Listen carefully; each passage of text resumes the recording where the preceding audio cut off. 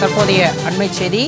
தமிழகத்தில் மதுக்கடைகள் குறைக்கப்படும் என்ற அரசின் அறிவிப்பில் எத்தனை கடைகள் குறைக்கப்பட்டுள்ளது என உயர்நீதிமன்ற மதுரை கிளை கேள்வி எழுப்பியிருக்கிறது. அண்மை செய்தியாக பார்த்து கொண்டிருக்கிறோம். மதுரை கைத்தறி நகரில் மதுபான கடை திறக்க தடை விதிக்க கோரிய வழக்கில் இதுவரை எத்தனை மதுக்கடைகள் மூடப்பட்டுள்ளன என தமிழக அரசிடம் உயர்நீதிமன்ற மதுரை கிளை கேள்வி எழுப்பியிருக்கிறது. தற்பொழுது கிடைத்த அண்மை செய்தியாக பார்த்து கொண்டிருக்கிறோம்.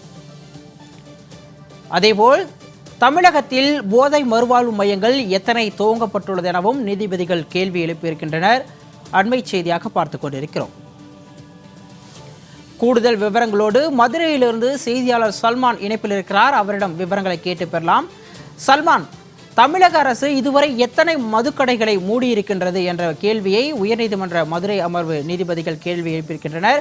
தொடர்ந்து இந்த வழக்கு தொடர்பான விரிவான விவரங்களை பதிவு பண்ணுங்க. மதுரை கைத்தறி நகரைச் சேர்ந்த மேகலா என்பவர் உயர்நீதிமன்ற மதுரை கிளை அமர்வில் ஒரு மனு தாக்கல் செய்திருந்தார். அந்த மனுவில் கைத்தறி நகரில் இருக்கக்கூடிய பகுதியில் ஏராளமான நெசவாளர்கள் வசித்து வரக்கூடிய நிலையில் கீழக்குடி பகுதியில் இருக்கக்கூடிய டாஸ்மாக் மதுபான கடையானது அதனை தங்கள் பகுதியில் திறப்பதற்கான ஏற்பாடுகள் செய்யப்பட்டு வருகிறது. அந்த பகுதியில் அரசு பள்ளி மற்றும் வழிபாட்டு தலங்கள் உள்ளதால் மதுக்கடை திறப்பது சட்டவிரோதமானது. எனவே அந்த பகுதியில் கடை திறப்பதற்கு தடை விதிக்க வேண்டும் என மனுவில் குறிப்பிட்டிருந்தார். இந்த வழக்கு ஏற்கனவே விசாரணைக்கு வந்தபோது இந்த பகுதியில் கடை திறக்க தடை விதித்த நீதிபதிகள் தமிழகத்தில் போதை மறுவாழ்வு மையங்கள் செயல்பாடுகள் குறித்து அறிக்கை தாக்கல் செய்ய தமிழக அரசுக்கு உத்தரவு பிறப்பித்திருந்தனர். இந்த நிலையில் இந்த மனு இன்று நீதிபதிகள் சுப்பிரமணிய மற்றும் நீதிபதி மரியா கிளாக் ஆகியோர் முன்பாக விசாரணைக்கு வந்தபோது அரசு தரப்பில் ஆஜரான வழக்கறிஞர் போதை மறுவாழ்வு மையம் நடைபெறுவது குறித்தான அறிக்கையை தாக்கல் செய்தார்.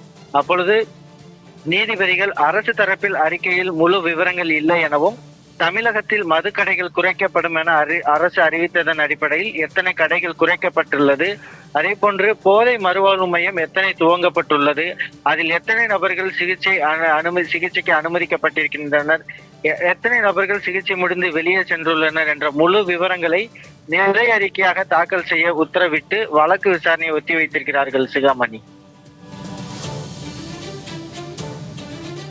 இந்த வழக்கு தொடர்பான விரிவான விவரங்களை வழங்கியமைக்கு நன்றி சல்மான்.